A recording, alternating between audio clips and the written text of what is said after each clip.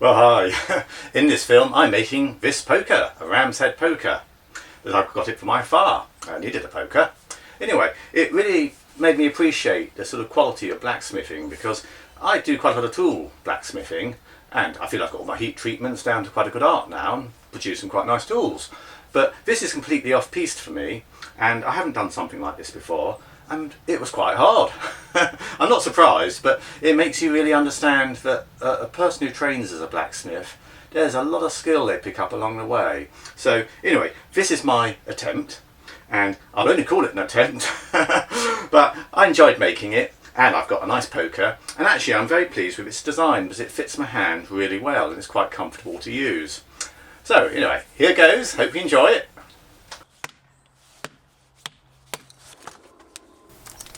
Well, I used my small coke forge for this one, the one that has the car fan blower attached to it that I made in an earlier video. Anyway, I used some 1/2" mild steel bar for the poker, and you'll see there my little anvil hold down that I've made. It's very useful actually, and I use a woodworker's roller at the other end as an adjustable height. First job was to actually split the horns. So I'm using a hot cut here with a hammer and just splitting the heated up bar. It's quite tricky. I didn't want to damage the surface of my anvil, so I just used a bit of scrap metal underneath when I got close to the anvil surface. There you are, that's the hot cutting done. So next job was to actually fold off one of the horns and then taper the other horn. So once one's out the way, you can sort of rotate the work easily and bash it down into a nice point. So there we go. And then really set on the other horn. So here they are, they're coming along quite well now. Ready? Well, I'm giving the bar another heat here, and I'm twisting the horns now to give them a nice curly sort of effect. It just makes them a nice texture really. So they are quite hard twisting them actually, a bit of wire brushing, get the scale off. I always try and sort of blow the scale off my anvil, just try and work with a clean anvil, and there's less hazard then of flying bits of debris.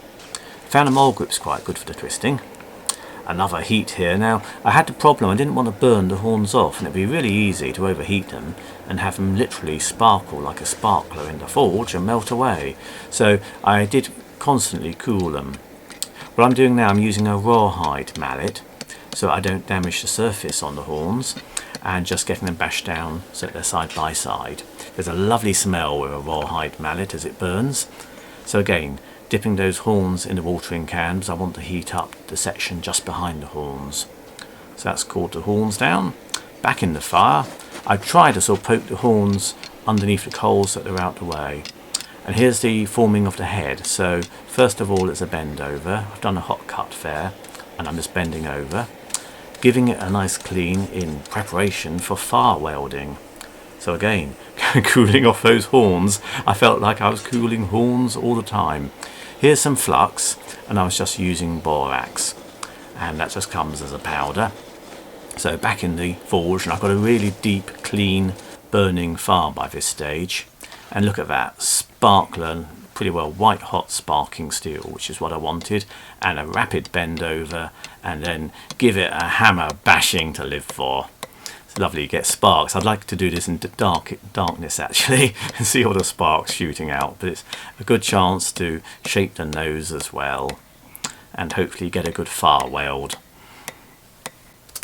I always think the fire welding is an exciting stage. You get this nice bright bit of metal and you're bashing it away.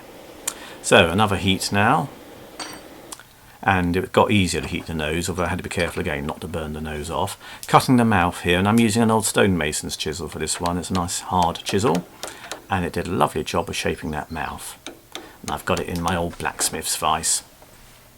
And I'm now doing the eyes, and I used a flat-nosed punch and also a pointed nose punch. So that gave me like an eyeball with a little eye.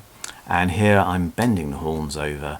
I actually had to think, oh, which way do ram's horns go to try and bend them in the right direction. And it's funny, when you get something like that, you're suddenly presented, you've got this hot bit of metal, and you've got to think really quickly, which way do ram's horns go? And I should have looked at some photographs first, but I think I got it the right way around.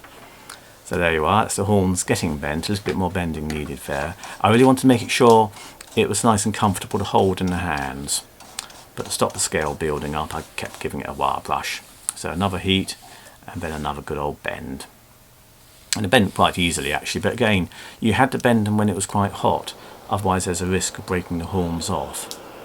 And here I'm actually bending the handle, so I'm using one of my little former tools here and just giving it a nice bend round in the hardy hole of my anvil. That made it easier for the next heat, so I could actually get it in the forge all right. My forge is a good one, but it's actually got quite high sides. And here I'm doing the rest of the bend on the pick of the anvil. And again, a nice good old heat there. The forge was actually quite hot after all that fire welding, so I had to be careful not to overheat things this time. Next stage was to get a nice point on the poker. I didn't want too much of a point, but I wanted enough point just to give it a bit of definition and also to slim it down a little bit. I just think it looks elegant, and you get these nice hammer indentations on the metal which look, you know, really nice. So there's the point being formed. And this is the next stage. I wanted to put a wave twist in the middle of the poker. And it's a bit tricky fitting the poker in my forge. I really need to cut the sides of the forge down a bit, I think. So popped it in the vise. I had my spanner, adjustable spanner ready. So twisting one way, then moving it along in the vise and twisting it the other way. And you get quite a nice, fun sort of waveform doing this. You may have seen on my forged poker, I've done the same sort of thing. And then it was a bit of finishing, and I just used wax, furniture wax. And I love the sort of hissing noise and the smell as it goes into the wax. And it gives the metal a nice sort of black, nice finish really. Just wipe it over with a rag. And there it is.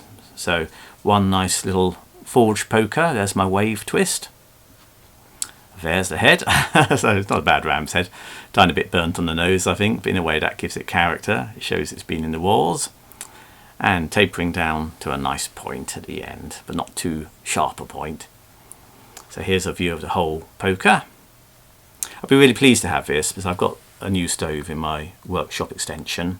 Anyway, hope you enjoyed that one, and thanks for watching.